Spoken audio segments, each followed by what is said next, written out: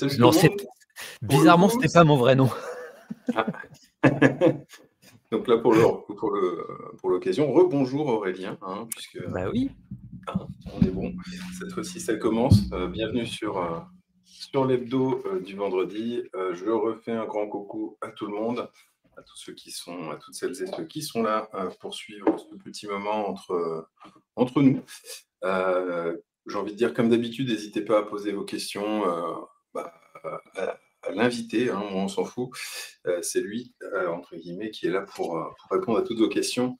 Et en cette matinée d'Halloween, le jour d'Halloween, je me suis dit que ça pourrait être sympa d'inviter Aurélien, puisqu'on on a publié un album en tout début d'année qui s'appelait L'Enfant Démon. Donc je me suis dit que ce Ouais. serait plutôt... Ça va faire bientôt 1 an, dans pas si longtemps, dis donc. C'est fou c'est ça. ça, le temps avance très vite. Ouais, c'est un Trop peu, vite. un peu délirant. On a du travail, ça avance beaucoup trop vite et quand on n'en a pas. Ouais. Pareil. J'allais te proposer en tout cas d'essayer de te présenter. Alors certes, il y en a quelques-uns qui te connaissent, il y en a plein d'autres où c'est pas le cas encore.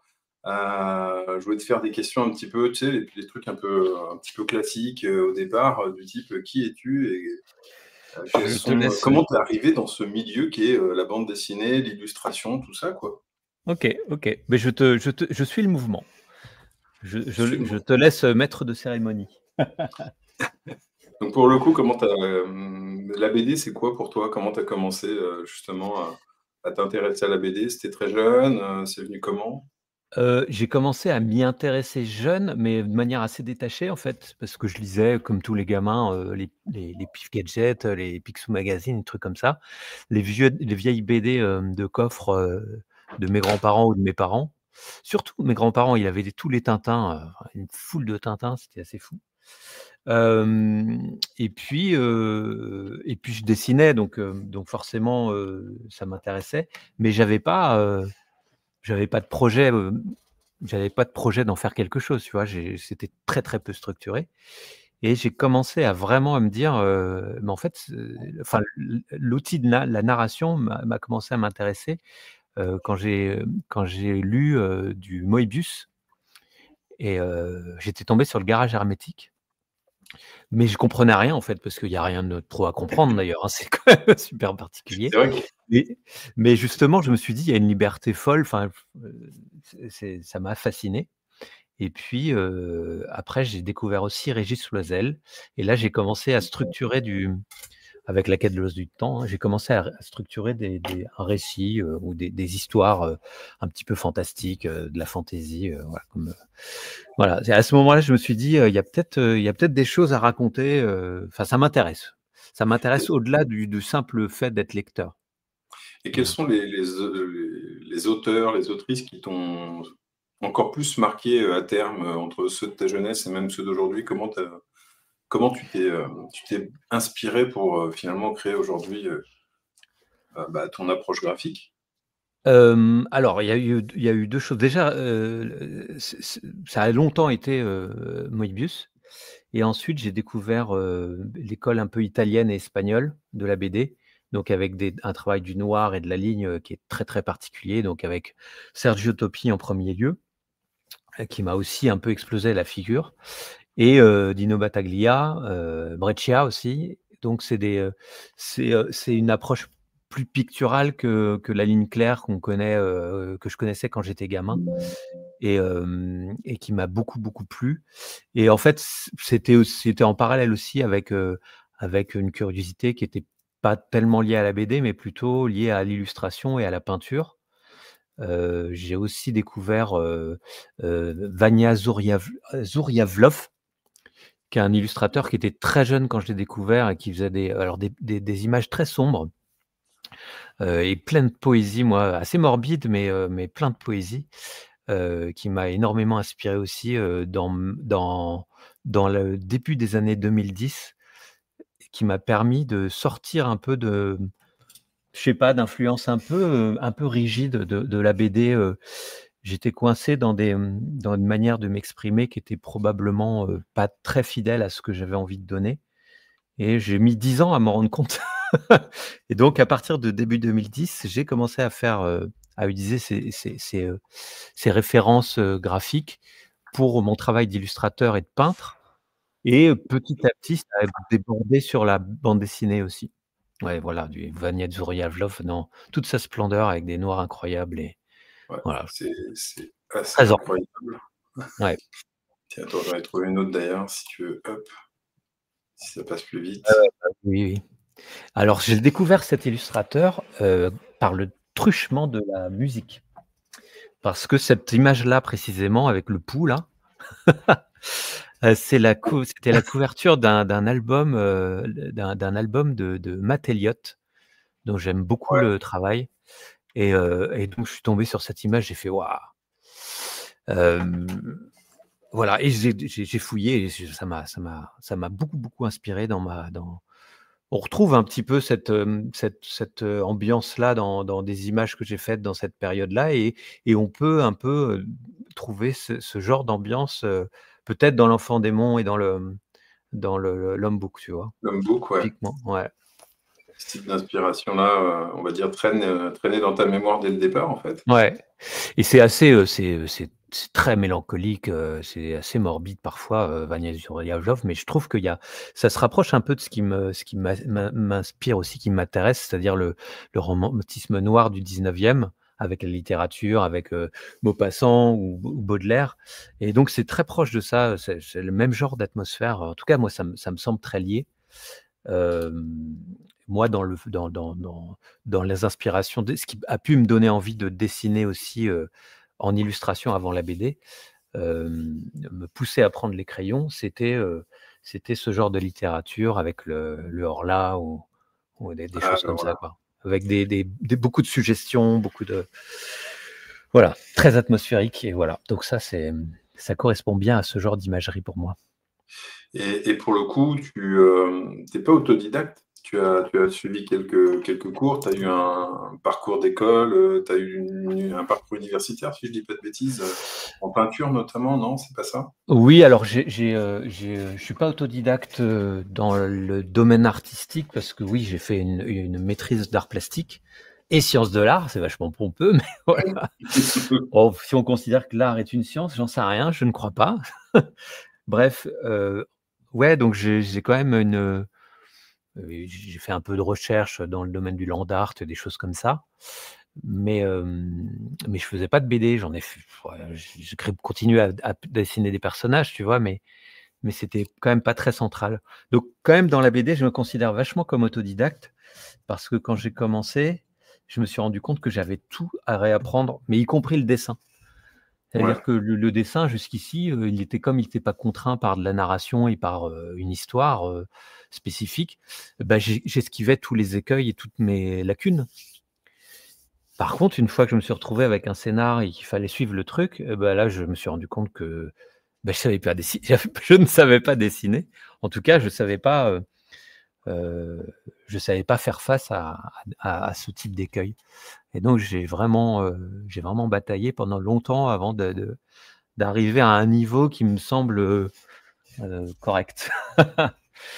C'est et bon, il y a donc pour toujours le une image de soi qui est un peu compliquée, quand on on offre son travail au public, mais ouais, c'est spécial quand même de et cette redescente, sur le ouais, je suis bien redescendu à ce moment-là. à ce jour, tu vas avoisiner pratiquement, sans te vieillir volontairement, Aurélien, le quart de siècle au niveau de la BD? Puisque je vois que, Ouais, ton 1er bouquin, il date de 2002. C'était le ouais, début d'une période assez, assez «faste» entre guillemets ouais. entre toi et un scénariste qui s'appelle Tarek Ben Yelef. Ouais, Tarek, et si tu veux, on va juste, ça a duré peut-être une petite dizaine d'années. Vous avez multiplié les collaborations, ouais, notamment avec ce premier livre, Démon Yak. ouais. Et puis Il y a après, il y eu a 2 tomes de cet album-là, voilà. C'est pas chez le même éditeur parce que c'était, voilà, c'est aussitôt commencé, aussitôt fini cet éditeur. un ça n'a pas aidé. Non, non, mais après, en fait, c'était une période particulière parce que, à l'époque, la BD, était un peu fourmillante, il y avait beaucoup de petits éditeurs qui commençaient à exploser et qui voulaient, en fait, qui voulaient, manger au même râtelier, que les éditions Soleil Donc il y avait les éditeurs qui voulaient leur part du gâteau et ils ont signé un tas c'était facile de signer des contrats à l'époque, même quand on n'était pas bon. Ce qui était mon cas, objectivement, hein, c'est-à-dire qu'à l'époque, je pense, déjà, je pourrais pas signer actuellement, avec ce que j'avais fait sur Démoniaque. C'est pas de la fausse modestie, vraiment, j'ai fait mes griffes. C'est comme, il y avait pas tellement de magazines, voilà, donc il fallait sortir des bouquins pour essayer de se faire la main et donc ça a été un peu le sujet là, c'est-à-dire je me suis fait la main. J'avais conscience que c'était imparfait, mais j'ai fait le taf et donc c'était un éditeur qui s'appelait Pointe Noire et il y en a eu plusieurs, il y a eu Nucléa, il y en a eu d'autres et ils ont pas duré longtemps parce qu'ils se sont fait dévorer par un des Par le éditeurs plus marché. gros et par le marché, parce qu'ils n'avaient pas les exigences nécessaires et notamment, ce 2e tome de Démoniaque chez Captain Prod, qui est un éditeur qui n'en est pas vraiment un. C'était un ersatz des éditions Soleil. C'était on appelait ça, entre nous, la poubelle des éditions Soleil. C'est-à-dire que, Soleil récupérait des auteurs des petites maisons d'édition dont je parlais. Ils signaient leur, 2e tome ou 3e tome là-bas, chez Captain Prod et après ils les récupéraient pour son catalogue, principal. Ok. Ou alors, voilà, c'était une manière de vampiriser ces petits éditeurs. En tout cas, au début de ta carrière, tu as une certaine alternance entre des récits comme Démoniaque plus sombres, et puis également, notamment, tu en as fait beaucoup, hein, avec, on va essayer de les faire défiler un petit peu rapidement, Mmh. puisque ça remonte à un moment et c'est différent des récits un peu plus jeunesse, comme Les Aventures d'Irial, avec Monsieur Lune, notamment, Ouais. en train de défiler. Hop, je vais essayer de montrer différent. La jeunesse, c'est quelque chose qui te plaisait, qui t'intéressait. Parce qu'aujourd'hui, tu y es un Alors peu moins. C'est ce qu'on va voir au fur et à mesure de ton ouais. parcours. Alors en fait, la jeunesse, c'était, comme j'ai constaté quand même que faire de la SF comme avec Démoniaque, ou de la BD plus adulte, bah, c'était techniquement, j'avais pas le niveau, en tout cas pas le je dis pas que la jeunesse c'est plus facile, mais ça m'a permis d'être beaucoup plus libre dans ma manière de m'exprimer. C'est plus cartoon, plus rond, plus libre en termes d'anatomie, voilà. Et donc ça C'est m'a parce que tu avais fait vraiment un peu d'animation, non, peut-être? Alors j'avais fait un petit pas dans un studio d'animation pour faire, des intervallistes, tu vois? Ouais. Mais c'était très bref. Alors j'ai pas forcément appris de l'animation, enfin je me suis pas servi de ce que j'avais fait en animation dans les bouquins jeunesse. Mais mais oui, en tout cas, il y a ce côté rond et plus cartoon, m'a désinhibé et m'a permis de progresser beaucoup plus, notamment sur la couleur parce que j'ai fait un peu de couleur sur les 2 premiers, sur Rufus le Loup et Monsieur Lune et donc j'ai pris un peu d'assurance.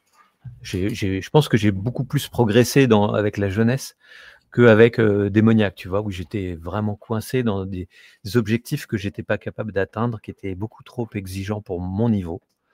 Voilà.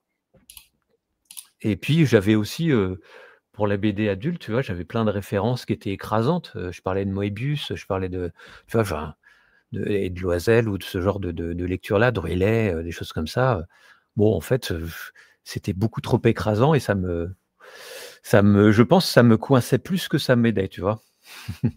Et pour le Oh coup, ouais. ce qui a aussi changé, c'est que tu t'es essayé aussi en parallèle, toujours avec Tarek, à un autre type de récit. Là, pour le coup, chez Mosquito, la Ouais. maison d'édition de Topi, hein, en France, notamment. Ouais, ouais. Avec ce récit Baudelaire ou le roman rêvé d'Edgar Allan Poe. Ouais. Euh, Approche différente à l'époque déjà, ça te faisait une petite bouffée d'air peut-être dans cette période? Ouais, ouais, c'était intéressant et puis un peu intimidant parce que, bah, Mosquito, tu vois? Et puis c'était, un bouquin en noir et blanc, Que je... avant l'Homme Book, bien avant l'Homme Book, c'était 2004 je crois, heu Ouais, ce bouquin-là ouais, ouais, et voilà, je me suis fait une petite expérience en noir et blanc. Alors, il y a énormément de problèmes dans ce bouquin, mais j'étais content de faire cette excursion dans une forme de roman graphique, mais c'est pas vraiment un roman graphique, c'est un terme galvaudé. Là, en plus, c'est même pas, c'est un bouquin assez petit. Enfin, en termes de pagination, on n'est pas sur un truc très très épais. Hein. Ouais. Et puis, pour terminer, on va dire, tiens, puisque ça a été réédité dernièrement, cette phase de longue collaboration avec Tarek, il y a une réédition de Tenguise, qui Ouais, est une série en 3 tomes, que vous ouais, aviez fait tous les deux, qui est sortie récemment chez Tartamudo, ouais. pardon. Tartamudo avec en partenariat avec les éditions Florent Massot d'ailleurs. Enfin, c'est double édition. Ouais. Voilà. Et, Donc c'est une intégrale, c'était une trilogie chez Emmanuel Proust à l'époque. Et donc comme Emmanuel Proust a disparu, le bouquin était introuvable. D'ailleurs, même je crois que le tome 3 était très peu très peu diffusé. ouais. Donc il y a plein de gens qui n'ont pas eu la possibilité de l'avoir. Et donc là, on se retrouve avec un bouquin qui fait 140 pages et qui est assez généreux. Donc je suis assez content qu'il existe à nouveau ce livre. Voilà, Et c'était sorti, je crois que c'était 2007, le premier bouquin, il me semble.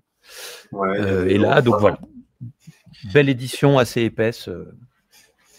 et Voilà. dans l'idée, pour moi, après cette première phase où tu as fait un peu de jeunesse, tu as essayé comme ça quelques récits un petit peu plus adultes, pour moi, le premier tournant, en tout cas, qui à mon sens a été marquant, moi, c'est avec ce titre-là que je t'avais découvert à l'époque, Ah oui. c'était le Aeternam que tu as fait avec Samélie, Ah ouais. donc, qui était une série là en 2 tomes, pour le coup, et qui explorait un univers plus sombre, et qui d'ailleurs débute sur une nuit, par une nuit d'Halloween, je crois, de mémoire. Oui, c'est ça. C'est la nuit de Samhain. Alors oui, quand qu'on l'aborde sur le point de vue de la culture celte. Donc, et oui, donc cette période-là est un peu charnière parce qu'à la fois c'était une manière de m'affranchir de, voilà, d'une collaboration avec Tarek qui était longue, et voilà, que c'était pas une rupture sur le principe, mais voilà, j'avais envie d'explorer une autre manière de raconter des histoires par quelqu'un d'autre. C'était en plus une scénariste qui débutait, donc on a fait un travail quasiment de coécriture sur cette série. Heu et puis, changement complètement d'univers. C'était pas du tout, un univers qui aurait intéressé d'ailleurs, Tarek. Voilà, c'est vraiment pas son univers du tout, donc c'était, un changement de registre et de méthode de travail, puisqu'il y a vraiment, un travail de collaboration très en amont du récit. Et puis aussi, dernière collaboration avec Emmanuel Proust. En parallèle de ça, tu vois, ça glissait vraiment sur la fin chez Emmanuel Proust, donc on sentait un peu que moi, je pense que j'ai eu une sorte d'instinct de survie en me disant: «Bon, il faut que j'essaye de trouver, d'autres pistes, pour me sortir de ce traquenard». Voilà, C'était et l'époque, c'était ouais, vraiment, alors c'était très exubérant comme histoire, peut-être un peu trop dense pour 2 tomes. Ça aurait été peut-être plus, pertinent sur 3, mais c'était super exubérant et rigolo à faire, parce que beaucoup avec une liberté, en termes de mise en couleur, un encore une fois, peut-être un peu trop exubérant, mais je me suis bien marré. et derrière, comme tu disais, l'échappatoire à Emmanuel, Proust, c'est, l'arrivée finalement chez Glénat et en collaboration Ouais, avec Corbeyran. C'était la 1re fois que vous bossez ensemble ouais, sur, ouais, sur la grosse série Uchronie. Comment tout ça, comment vous êtes rencontrés? Comment tout et ça s'est ben, mis en place? on s'est rencontrés bien avant, en 2006. En 2006, au festival, de Collonges-la-Rouge, heu j'avais reçu un prix pour Les Trois Petits Cochons, donc le prix, de la chaise du diable, pour les Trois Petits Cochons. C'est rigolo, ça pour un prix jeunesse, La Chaise du Diable, c'était marrant, et on avait bien sympathisé, donc voilà, après sur le moment, il s'était rien dit de plus, tu vois? Mais visiblement, il avait un peu suivi mon travail, et comme humainement, ça s'était très bien passé, en 2000, fin au dé avant le début des années 2010, il m'a contacté en me disant: «Bah, voilà, on relance une saison 2 des Uchronies, et j'aimerais bien que tu participes à la seconde saison en faisant une trilogie», et voilà. Donc c'était d'abord, parce que le rapport humain s'était bien passé. Il m'a contacté pour ça, donc c'était cool. Et alors, c'était particulier parce que c'est pas du tout mon univers non plus. Tu vois, c'est quand même récupérer des personnages qui ont été créés par un autre auteur, quoi. Tu vois, c'était Chabert qui avait créé tous ces personnages. Donc, Ouais. j'étais pas très à l'aise avec le truc. Et puis finalement, c'est tellement facile de travailler avec Éric Corbeyran dans sa manière d'écriture que, en fait, ça a été un plaisir aussi d'avancer là-dessus. Et puis, j'étais encore quand même dans ma période où je faisais un peu le caméléon. Je m'adaptais énormément à un tas d'histoires très, très différentes. C'est encore un peu le cas, mais je pense que ma patte est un peu plus affirmée maintenant. Mais là, vraiment, j'avais besoin encore de faire des expériences qui étaient très, très variées et qui n'avaient pas grand-chose à voir les unes avec les autres. Et donc, c'était un peu un bon sujet pour ça. Je suis pas encore avec cette BD-là qui s'approche de la science-fiction. Hein. Je suis pas encore dans la SF que j'envisage, moi, à laquelle je fantasme, mais qui m'intimide beaucoup encore. Mais du coup, c'est un début. Ça te permet de toucher des petites choses, et puis c'est surtout, Ouais. tu as pu finalement terminer aussi, hein, avec l'épilogue, c'est toi qui as achevé Ouais. l'ensemble du récit. Ouais. Donc ça, en tout cas, ça t'a derrière amené avec à une autre collaboration avec un autre scénariste qui était Le Choix du Roi avec Jean-Claude Bartol. Ouais. Autre univers où là, cette fois-ci, tu vas plutôt lorgner vers le milieu historique. Ouais. C'est la dernière collaboration Caméléon, celle-ci. Où je suis encore une fois dans un univers qui n'est pas le mien. Et parce que j'ai fait un autre récit après qui a une portée historique, mais qui est pas du tout dans le même registre, pour plein de raisons que j'évoquerai tout à l'heure. Mais voilà, là, on a fait cette série qui était prévue en 3 tomes au début, mais qui a dû être réduite. Comme ça se fait parfois chez certains éditeurs, dit bon, on n'a pas atteint les objectifs qu'on voulait, on peut le faire en 2 tomes. Donc le deuxième tome est beaucoup plus long que le premier. Mais voilà, écoute, c'était la dernière fois que je faisais le caméléon à rentrer dans des souliers qui ne sont pas les miens. Mais c'était de toute façon enrichissant et je connaissais pas cette histoire du court règne d'Édouard VIII. Et c'était j'ai appris plein de trucs. Et pour enchaîner, derrière, tu reviens cette fois-ci avec quelque chose qui est beaucoup plus, en tout cas beaucoup plus ton univers, hein, et là, c'est le début, on va dire, d'un univers qu'on finalement on va partager à terme, qui est l'Homme-Book avec Corbeyran. Ouais. Hop, si la visuelle veut bien se mettre un moment, ouais, c'est bon. En 2020, donc chez Robinson, donc un label des éditions Hachette, pour résumer. Allez, comment a été initié cet univers qui est celui de l'Homme-Book? Alors en fait, Eric ne connaissait pas, enfin il connaissait mon travail en bande dessinée, mais moi, pendant qu'on travaillait sur Uchronie, en parallèle, je vous ai parlé de la période Vania Zuriavlov, en tout cas le truc déclenché par Topi, Vania Zuriavlov et un peu un univers beaucoup plus sombre, qui était un univers que je développais uniquement en illustration et en poésie. Et en parallèle du Chrony, je faisais ça et j'avais publié chez un petit éditeur qui s'appelait Dizar Éditions, une monographie qui reprenait certaines illustrations de cette période-là avec quelques textes. Et lors d'une rencontre avec Eric au festival de la Teste de Buc, je lui ai offert le petit fascicule que j'ai quelque part, mais je sais plus où il est. Bon, bref. Et en fait, il tombe sur ces images, il dit mais je savais pas du tout que tu faisais ça. Et en fait, ça m'intéresse vraiment. Et je vais t'écrire un truc. Et alors, on discute un petit peu de moi, ce qui m'intéresse dans le domaine du fantastique, parce que c'était un peu le sujet. Et on part un peu sur une discussion autour de beaucoup d'influences cinématographiques, notamment, et puis de la série True Detective, la première saison. Et lui, il me dit, mais moi, en fait, ce que j'aime voir avec ces images-là, je verrais bien une histoire un polar, un truc horrifique, mais qui se passe dans la Cambrousse comme ça, un truc un peu poisseux, mais qui se passe en France, tu vois. Je fais bah ouais, mais super, moi j'adore cette série et, et ce qui serait bien, c'est que tu viennes à la maison et que tu vois où j'habite parce que je suis persuadé que ça pourrait être un cadre idéal pour ce genre de récit. Voilà, on est parti un peu là-dessus et il a écrit très vite en fait ses premières idées. Il m'a dit je t'écris qu'un truc et en quelques mois, j'avais un récit quasiment complet.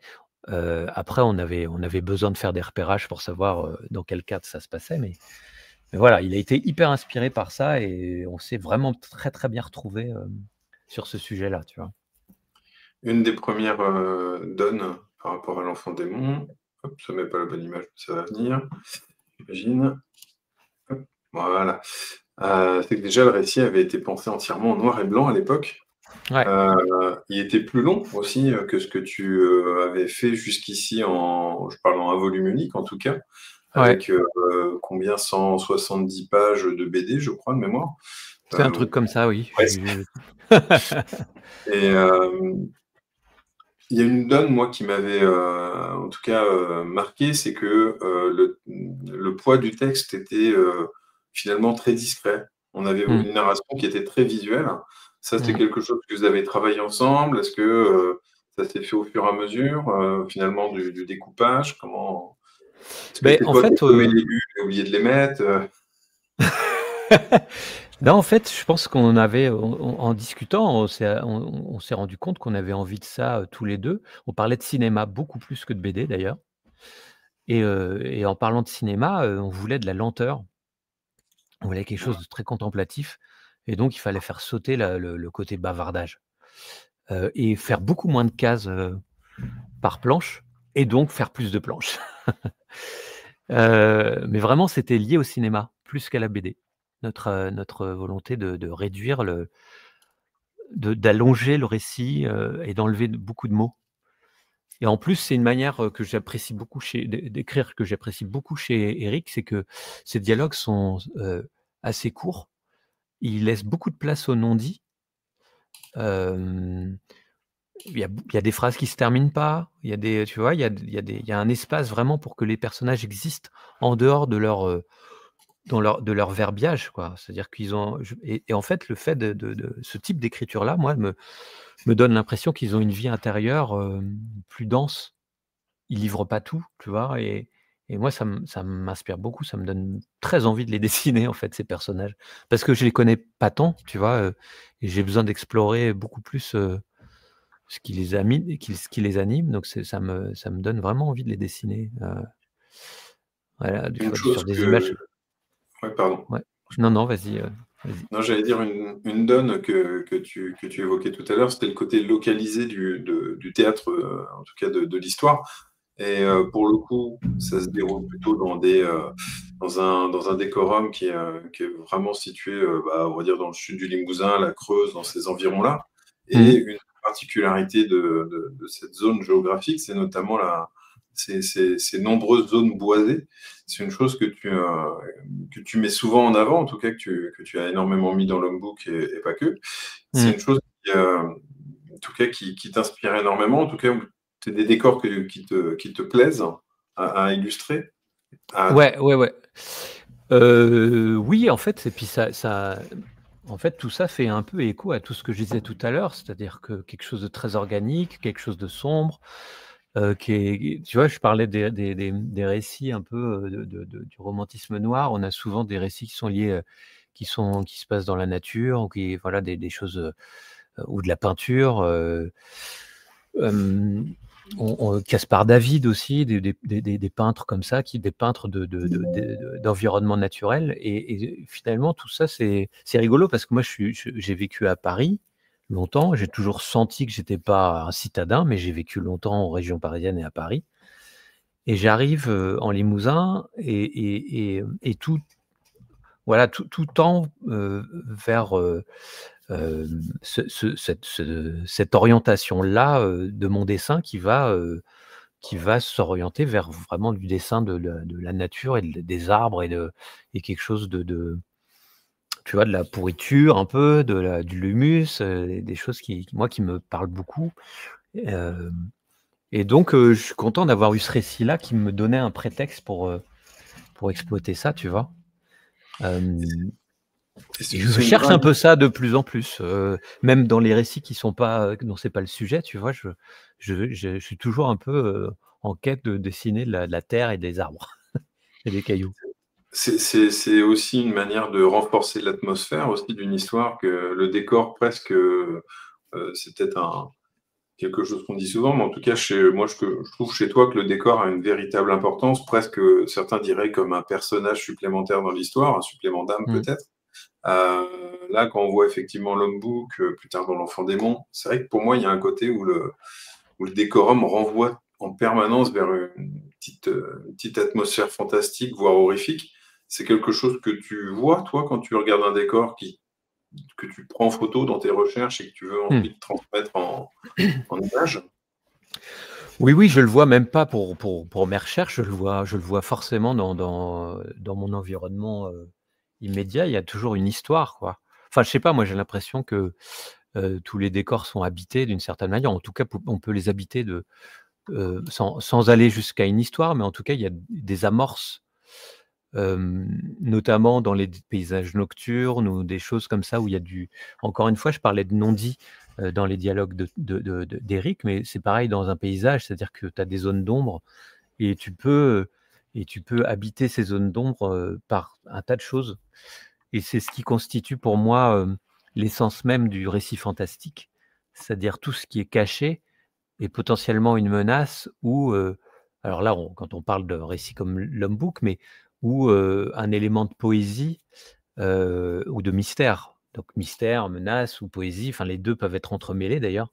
Mais en tout cas, le paysage, il est, à part un paysage désertique et encore, c'est tellement angoissant que le vide que ça peut être quand même une menace. Mais enfin, mais il y a moins de mystère, disons mais les ombres, les arbres cachent énormément de choses, les collines, les replis de relief et donc ça m'inspire énormément de choses, pas forcément des histoires construites, mais en tout cas des possibilités d'histoire. Et puis, il n'y a pas que les décors naturels, il y a aussi les décors citadins que tu te plais à retranscrire, hein. On voit celui-ci notamment. Je ne sais pas Ouais. si c'est une ville en particulier que tu as campé, pour le coup, avec des vrais Non, c'était décors. ouais, là, c'était une vue de Limoges, d'une fenêtre, voilà, et alors je prends moins de plaisir à dessiner la ville quand même, hein. Mais Ouais. en fait, dans la ville, ce qui va être intéressant, c'est l'ombre, tu vois? C'est justement les contrastes, avec des éléments, un peu, géométriques qui se découpent, presque dans de l'abstraction et là, ça devient intéressant. Enfin, après, je fais pas mal de photos, donc c'est ce que je vais chercher en photo aussi. Si je prends la ville en photo, je vais chercher des contrastes, un peu forts. On se retrouve pas mal avec Éric là-dessus, qui prend beaucoup de photos et surtout des photos de ville et surtout en noir et blanc.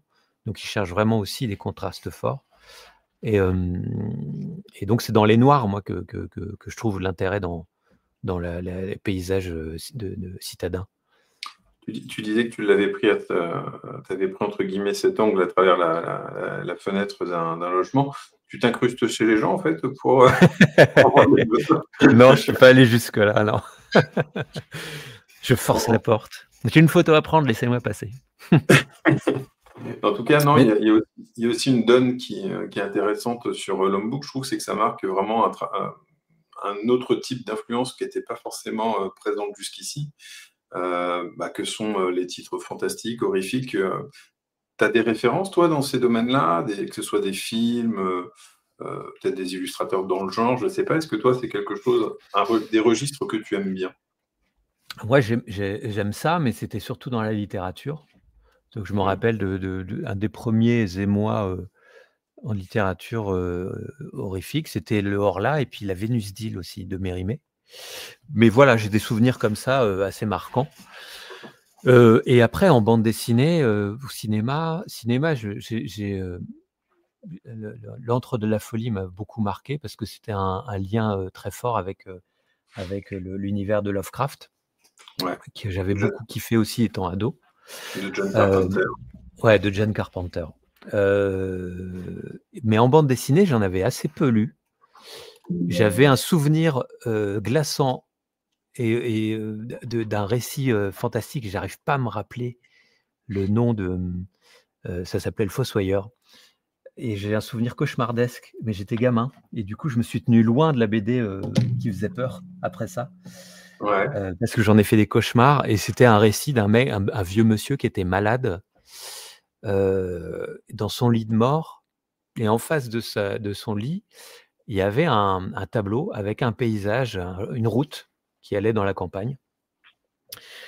Et sur son lit de malade, il est tout seul dans la piaule. Et un soir, quelqu'un arrive sur ce tableau, au fond, dans le paysage. Quelqu'un habillé en noir, voilà. Et il s'approche. Et le type panique. Le type panique et il appelle à l'aide, voilà. Et quelqu'un arrive dans la piaule et il dit ouais, il y a quelque chose dans le tableau. Et en fait, il n'y a plus rien, évidemment. Et c'est une histoire très courte, hein. Et bon, la personne repart et le type revoit ce personnage arriver et s'approcher de plus en plus du tableau. Et on ne retrouve pas le vieux monsieur dans sa chambre le lendemain. Voilà. Et donc, le personnage, c'est une sorte de fossoyeur, enfin de type en noir avec voilà, un fossoyeur. Il m'a glacé, cette histoire m'a glacé et c'était probablement la première lecture horrifique, mais c'était une toute petite histoire de quelques pages. Je ne sais plus qui c'est. Ouais. Souvent les plus efficaces, des récits courts comme ça. Ouais. Stephen King est très très fort dans le domaine, je trouve, notamment. Clive Barker aussi, même si c'est toujours plus long. Et donc toutes ces influences-là, on va dire, ne vont pas se retrouver après l'Homme Book, puisque ces envies-là vont passer à un autre récit cette fois-ci, qui a été fait en 4 tomes aussi, une très jolie série qui a été faite avec à chaque fois j'ai du mal à prononcer son nom. Micheál Boszan-Ogriafa et Nathalie Ponsard-Gutneck. Évidemment, ils ne m'ont pas arrangé avec leur nom à rallonge. C'est sans doute les noms les plus longs du monde de la BD.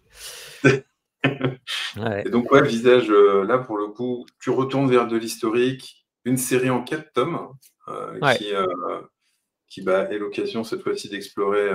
On est sur la Deuxième Guerre mondiale, si je dis pas de bêtises. Ouais, on est sur vraiment les deux guerres. On est sur toute une période qui va de début 20e jusqu'à 1954. Alors après, pour une petite précision, c'est pas vraiment après l'Homme Book, c'est pendant. Oui. C'est-à-dire qu'ils sont tous sortis en 2023, mais j'ai réalisé le premier tome, il était réalisé en même temps que je faisais l'Homme Book. C'est les choix des sorties programmées chez certaines maisons d'édition quand on a une série comme ça, afin d'optimiser les temps d'attente, en tout cas les temps d'impatience pour les lecteurs et passer d'une attente qui pourrait être d'un an, 1 an et demi entre chaque tome à 6-8 mois maximum. Ouais, c'est la mise au frigo. Exactement.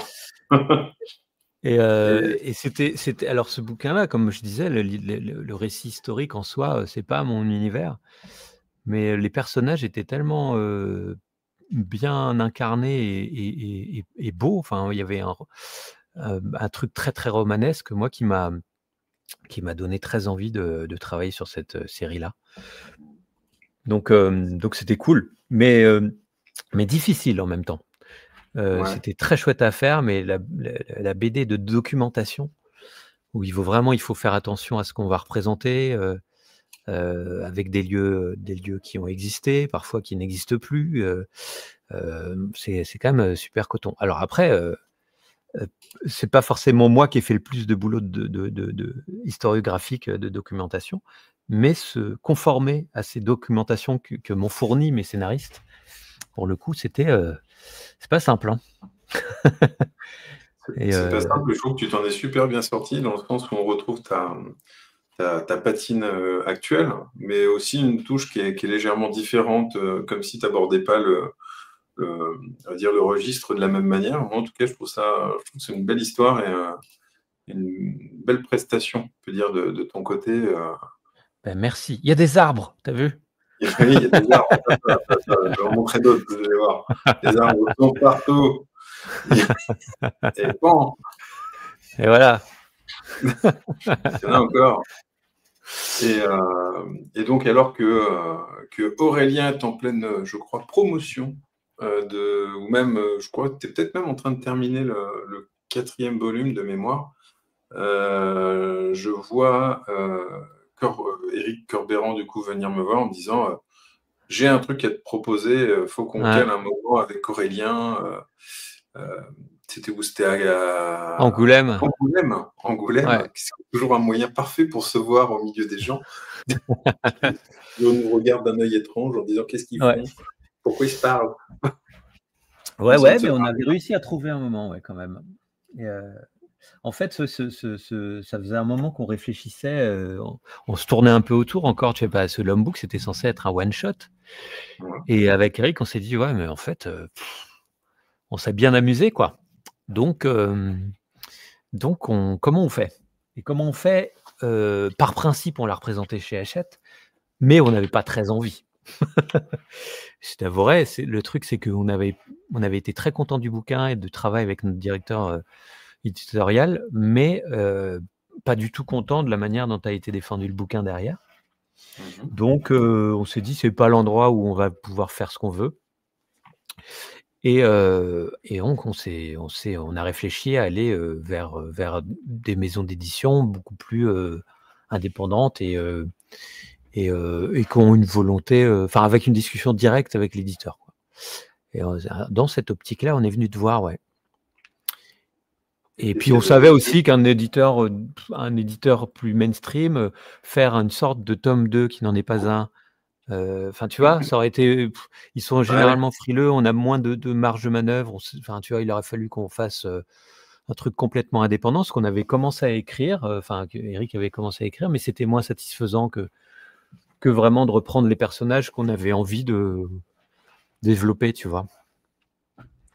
et puis c'est, en gros, vous, voilà, entre guillemets, on me refile la patate chaude avec un récit compliqué et pas compliqué et je dois bien aimer ça, en vrai.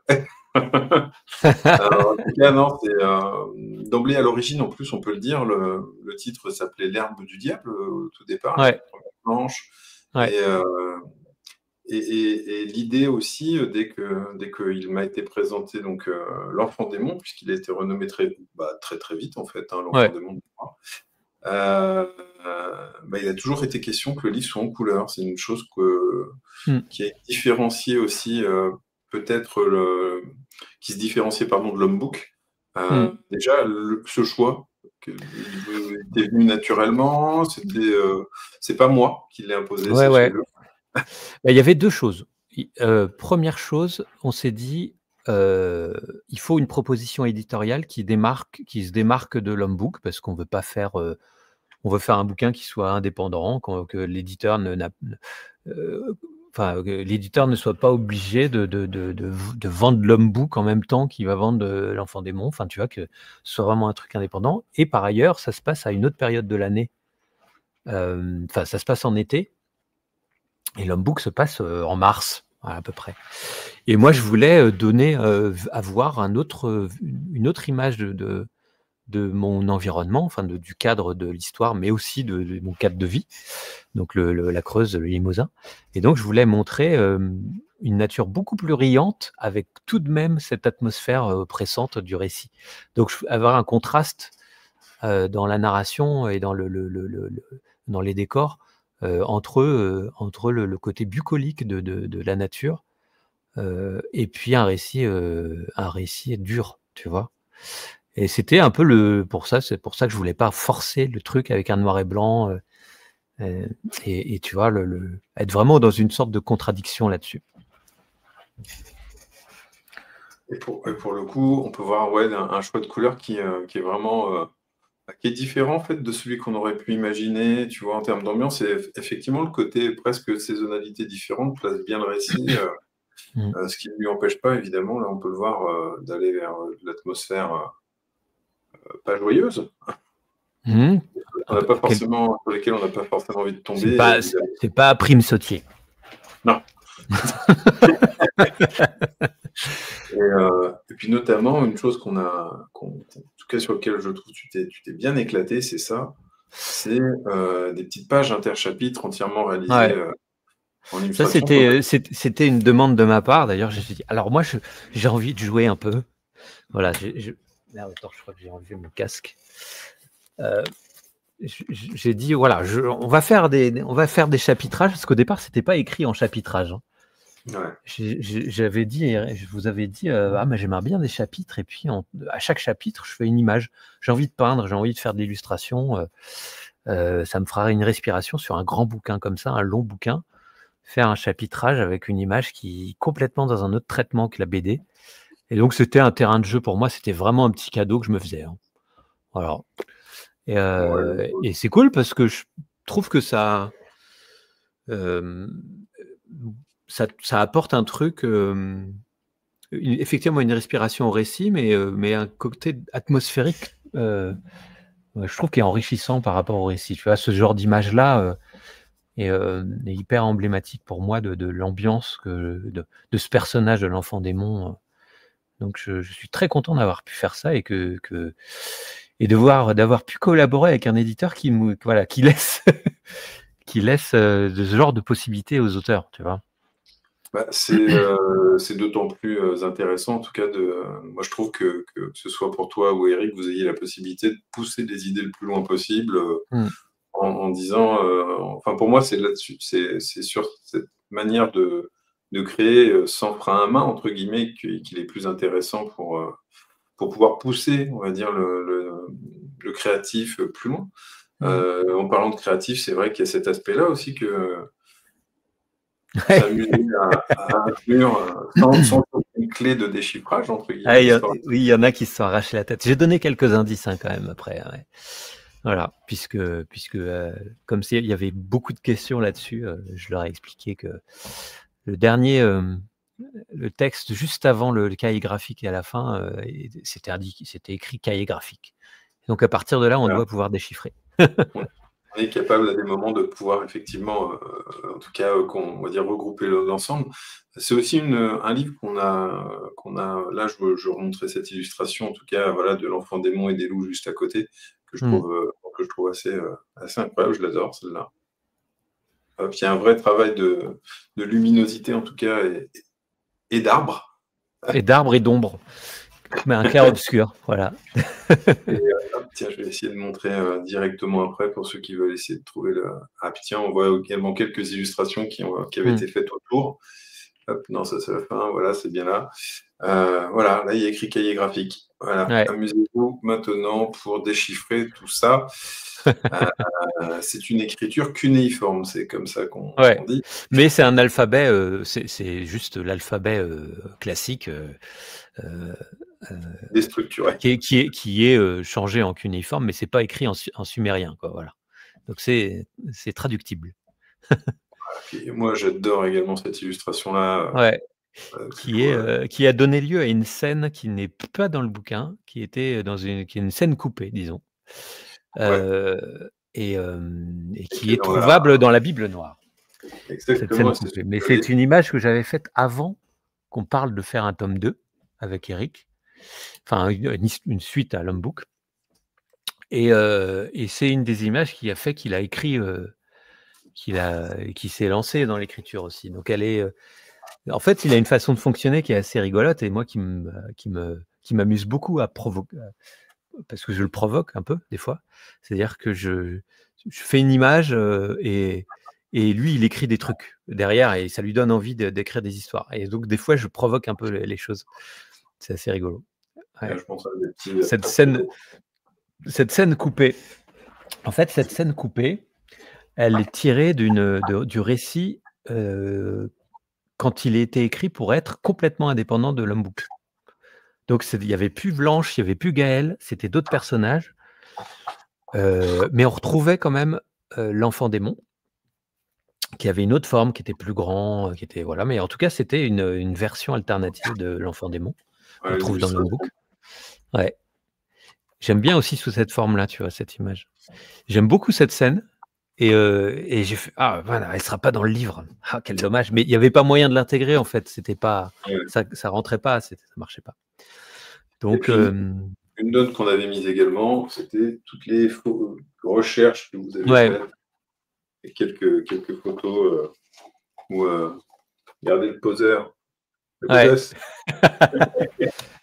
ouais, Non, ça c'est une chose qu'on avait mis effectivement dans la Bible noire qui pour elle, pour le coup, on a pris le pari de le refaire entièrement en noir et blanc. ouais.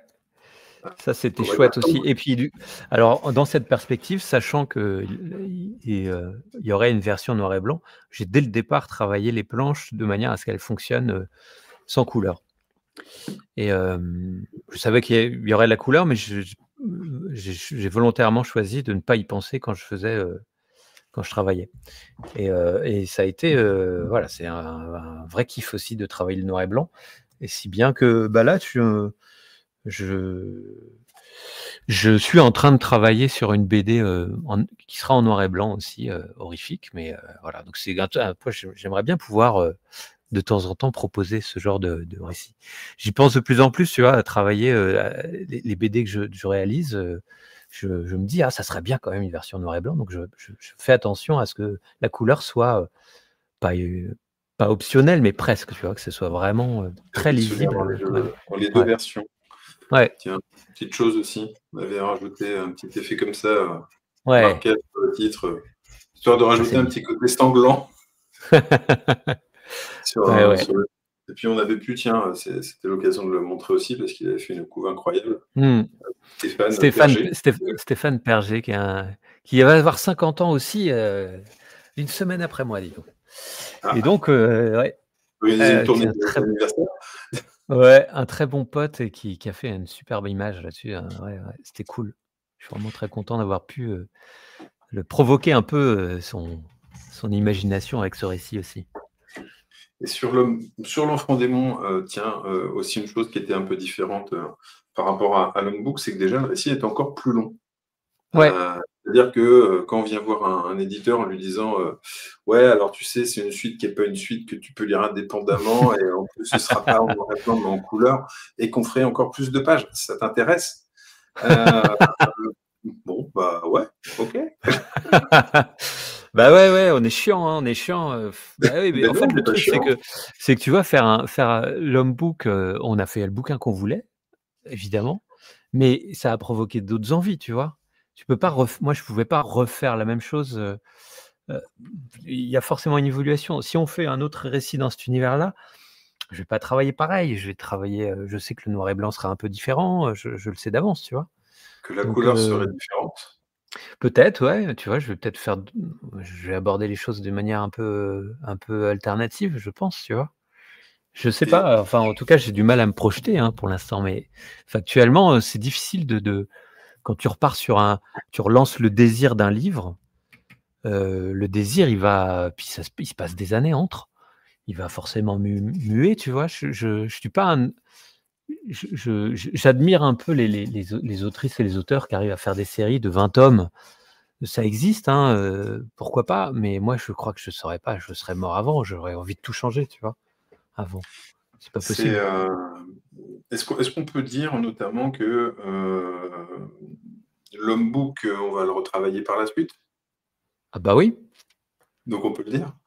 bah, Une c'est manière voilà. de compléter. Alors Alors, l'homme book, on va le retravailler par la suite. On va en faire une version couleur quand même et puis voilà, on va faire un beau bouquin et il y aura peut-être un petit bout d'histoire en plus. histoire de pouvoir en profiter un petit peu plus et de s'éclater, un Ouais, peu en terre-limousine, ouais, avec exactement. plus de décors, j'imagine, ou en tout cas des choses qui vont être travaillées. En tout cas, voilà, on va le travailler de la même manière que l'Enfant démon, essayer de faire un beau bouquin, Mmh. voilà. Plus qu'à Ouais. programmer tout ça dans le planning intense d'Aurélien Ouais, ouais, et ouais, donc non, d'en mais profiter courant de l'année donc ça prochaine, on peut devrait pouvoir, se faufiler, courant de l'année prochaine, je vais pouvoir commencer à faire, quelques essais de couleurs, voir un peu comment je vais augmenter cette proposition de l'homme-book, ouais. Et il y bien. aura ouais, l'idée, c'est quand même de faire un peu une transition entre les 2 et d'avoir un petit bout de récit quand même en plus. Donc, on va faire encore plus long, quoi. Bah oui, mais oui. Hop. Mais oui, mais vous inquiétez pas, les bibliothèques qui débordent, c'est Ah là là, et ma bibliothèque qui déborde. on m'a souvent demandé si un jour j'allais proposer des bibliothèques. Ce n'est pas prévu, ça sera pas, ce sera, comment on va dire? Ce sera pas IKEA, ce sera IKEA peut-être, je sais pas. Mais en tout cas, ouais, moi, hâte de voir, compléter, explorer à nouveau ces terres, teintées, Ouais, ouais. d'ambiance satranique. Mais en tout Nous cas, il y a déjà aussi. aussi un autre, truc qui va arriver qui, normalement, je crois, sera en début d'année et qui, s'annonce des plus Mmh. fameux. Hop, tiens, on va pouvoir Mmh. le montrer. C'est ton Alastor de Sombregarde dont vous Ouais. pouvez suivre, vous avez pu suivre, pardon, sur Twitch notamment les avancées. Ouais. Qu'est-ce Ouais, que tu ouais, peux gros nous en kiff, gros kiff sur cette série, ce diptyque pour l'instant. En tout cas, jusqu'à preuve du contraire, c'est un diptyque. Spoiler alerte, la couleur du titre change. Ce sera un bleu argenté. ouais, Mais voilà, c'est juste pour les gens qui me suivent, qui ont vu passer cette couve. un Et petit peu donc ça, c'est un métallisé récit. Pardon? un petit peu métallisé peut-être, Ouais, ouais, connaissant c'est Oxymore, c'est ça exactement. Et donc c'est écrit par Dobbs, avec qui c'est un gros kiff aussi de travailler, très différemment d'Eric, hein, c'est pas les mêmes univers, et on s'amuse beaucoup sur cet univers-là. On aimerait bien en faire plus, mais ça va dépendre de plein de choses. En tout cas, on en a sous le pied avec cet univers. On va déjà proposer à la store, et c'est un récit qui suit ce personnage qu'on voit sur la couverture, qui est pas tout à fait vivant, qui est un nécromancien et qui a été, en fait, c'est un personnage qui est assez, qui est un peu mélancolique, qui est sombre, qui a le récit est un peu inspiré de la structure de Don Quichotte. Donc il a été défait, il fait partie de la sombre garde, et donc qui a été défaite par le camp du bien, la lumière, les elfelines et les humains qui sont détenteurs de la lumière. Donc d'une grande bataille, donc ils se sont fait écraser, cette sombre garde. Et donc lui, il cherche juste à retourner auprès de sa dulcinée, dans la forteresse noire, et il est accompagné par un maître gobelin qui est un moine, un peu, cynique et drôle. Donc c'est à la fois sombre et à la fois drôle. Et bien sûr, son histoire ne va pas se contenter de l'amener jusqu'à retrouver sa dulcinée. Il va être obligé de suivre un destin plus vaste que celui-ci. Voilà. et donc ce sera en 2 tomes. Est-ce que même technique, tu as déjà pris de l'avance et le 2e tome, est bien avancé, Le fini ou deuxième tome, voilà, on est allé à la planche. Là, je l'ai sous les yeux. 33. 33 et c'est un 80, non, c'est pas ça? C'est 88 pages. Voilà, donc Et bon, bah, le tome 2, il sortira pour Saint-Malo l'année prochaine. en octobre, donc des sorties, rapides, ça c'est cool Ouais. pour un diptyque en tout cas, de permettre de Moi, je trouve ça pouvoir, hyper frustrant parce que je vais le finir en mai et je vais devoir porter 2 plombes pour qu'il sorte, et ça, c'est dur. Là, tu vois, le tome 1, je trépigne, hein. Voilà, oui, et en parallèle, je travaille sur un autre récit horrifique chez Delcourt qui s'appelle Bridgewater Triangle, dont tu as peut-être pas d'image, non. heu Ah et si tu en as, tu qui peux peut-être en partager si tu veux. comment je fais? Alors Je attends, je peux vais regarder. partager je Je peux crois que tu partager peux. On alors va attends, essayer ça. je vais partager mon écran, bouge pas, je vais t'ouvrir l'image, voyons voir. Ah, faut que j'aille dans mon disque dur. Bon bref, du coup, pendant que je fais ça, Bridgewater Triangle, qui est un récit dans 120 pages, En écrit noir et blanc. par, en noir et blanc, écrit par Richard Dansky, qui est un scénariste nord-américain qui a beaucoup bossé sur le jeu de rôle, et le jeu vidéo. Attends, je cherche mes petits en même temps. Tac. Tiens, j'ai une précouve. Comment je fais pour partager mon écran? Tac. Alors, Je comprends. Ouais, si, je crois que j'ai trouvé. Sinon, au pire, tu le mets dans le chat privé, et comme ça, je pourrais la rebondir dessus. Ah Euh, oui, tu pourras faire ça. ouais. Donc, Bosser sur- un récit écrit par... par Richard Bansky. On a perdu Aurélien. Ah, c'est les joies du net, il va revenir. Hop. Pardon, j'ai fait une fausse manip. Ça arrive. Chat privé. Je te mets je te mets la couve dans le chat privé. Est-ce que c'est Ouais, non. possible? Je peux pas te mettre un visuel dans le chat privé, j'ai l'impression. Bah, glisse dans Messenger, au pire, on va OK, reviser. OK. Donc écrit par Richard Dansky et adapté en français par Mats. Ouais. Le Et tueur? ouais, c'est ça. Et puis, attends, je vais t'envoyer une planche ou deux aussi. Ça sortira pour Angoulême Oh, c'est joli ça. 2027 du coup. Tu fais ces Alors petits rendez-vous réguliers, Aurélien? Je sais quand vous. ouais, t'as vu?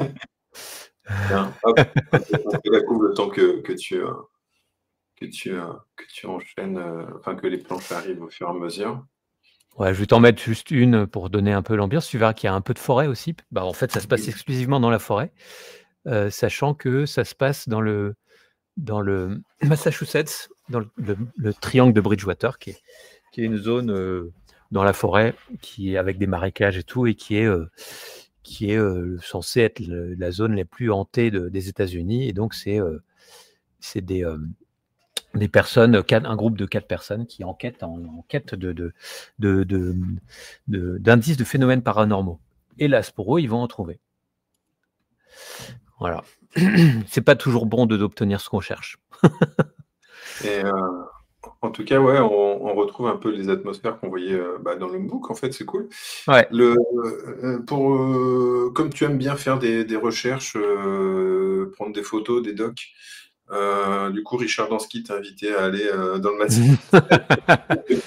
Ouais, j'aurais bien aimé, et encore que peut-être en ce moment, je suis pas trop fan d'aller aux États-Unis, mais ouais, ça aurait été. Ouais. Bon, après, franchement, j'ai regardé quelques photos du coin. Je peux m'inspirer du Limousin pour ce qui est de la forêt. On est sur une végétation qui est assez semblable, en moins jolie évidemment. Il y a quelques zones quand même emblématiques, notamment un endroit spécifique que je vais t'envoyer, qui s'appelle, je ne me rappelle plus, c'est une sorte de gros rocher qui surplombe un lac. Et donc ça, il fallait que je le représente spécifiquement. Donc j'ai grandes icônes. Je vais t'envoyer ça, on voit l'endroit ici. Hop. C'est le rocher de Dayton, non? Je suis pas sûr. Attends, tu vas peut-être... voilà, on le voit à gauche, là.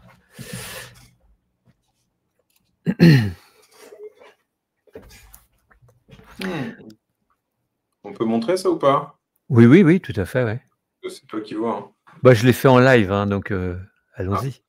Donc, par contre, les photos de toi à la plage, non, on montre pas. Non. Surtout celle faut choisir celle où je suis en maillot de bain, en tout cas. Oui, d'accord. On la met pas. Oh mince! Donc la partie à gauche, c'est un lieu qui existe, et donc j'essaye d'utiliser la configuration qui existe sur les photos que je trouve. À droite, c'est une extrapolation, une invention pure. Mais de temps en temps, voilà, j'utilise un peu les zones qu'il est nécessaire de reconnaître. Et là, on sera sur du 120 pages, comme tu disais. Ça fait encore Ouais. Voilà, ça fait qu'Aurélie, il travaille toute la journée en streaming. Vous pouvez le voir de 5h à 3h du matin. Non, je fais du 8h, 17h. Wow, on se limite quand même. Et ouais, du coup, je fais 2 BD parallèlement, et celle-ci, je la terminerai, je pense, en octobre, dans un an. piles la quai des bulles et tu devras ronger ton frein encore un peu pour attendre de le voir en début Ouais, d'année. mais à quai des bulles, j'aurai le tome 2 d'Alastor et puis voilà et puis on aura peut-être d'autres choses il y aura d'autres choses qui auront démarré, je pense, avec toi notamment avec, on aura commencé à avancer, je pense, sur l'Homme Book, et puis il y Ouais, aura d'autres choses, quoi. Donc plein c'est d'autres cool. choses. Et pour le coup, tiens, petite question, tu fais partie de ces auteurs peu nombreux finalement à être présents sur Twitch, à partager, Ouais. montrer un petit peu ta tambouille interne. Euh, Pourquoi, comment tout ça t'est venu et comment, on va dire, tu as initié ces premiers pas et quel regard tu portes de ces échanges, de cette expérience? Alors, Je trouve que c'est cool à mon niveau, mais je sais que tu aimes bien, donc c'est pour ça que ouais, je ouais, pose la bah, question. j'ai découvert en 2000, en fait, j'ai découvert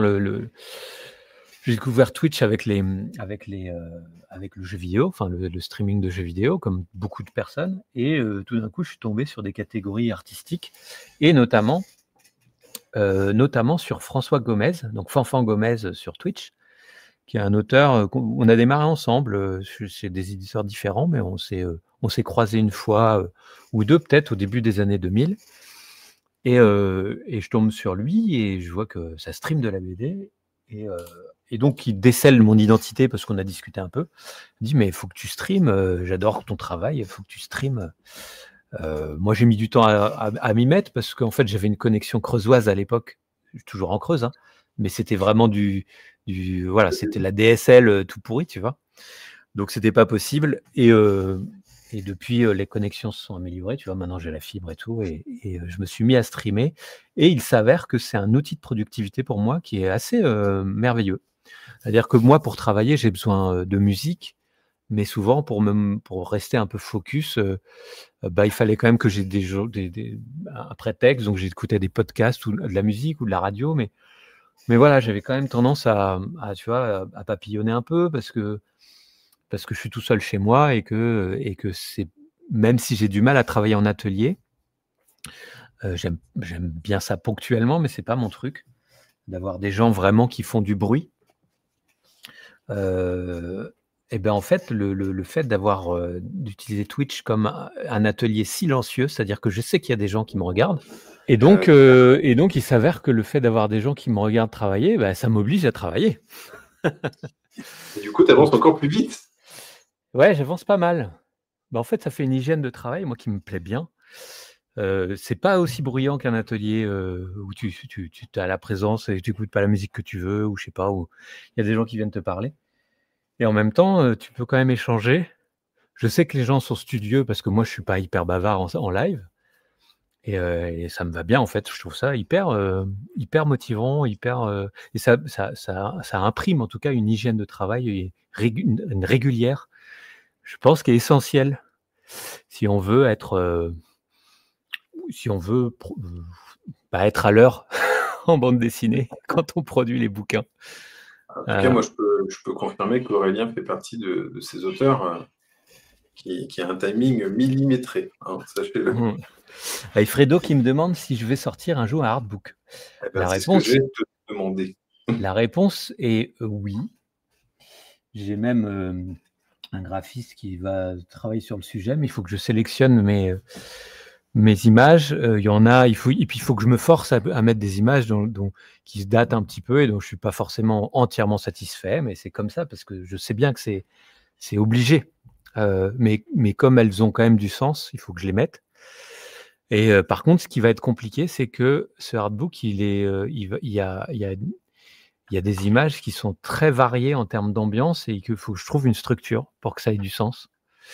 Et là, pour l'instant, ce que j'ai sous le coude, ça fait quand même un bouquin qui ferait plus d'une centaine de pages. Et la question que je me pose, c'est est-ce que je mets de la peinture aussi? Tu vois, est-ce que je reste sur de l'illustration? Est-ce que je reste sur, enfin, tu vois? Donc je suis en train de réfléchir et c'est pas Moi, je te évident. dirais oui. Moi, je dirais oui, évidemment. Tiens, est-ce que notamment on y verrait ces illustrations que tu avais réalisées lors de ta résidence en Chine?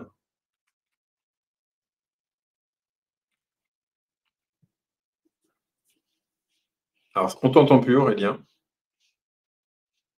Je vais voir si je peux t'activer.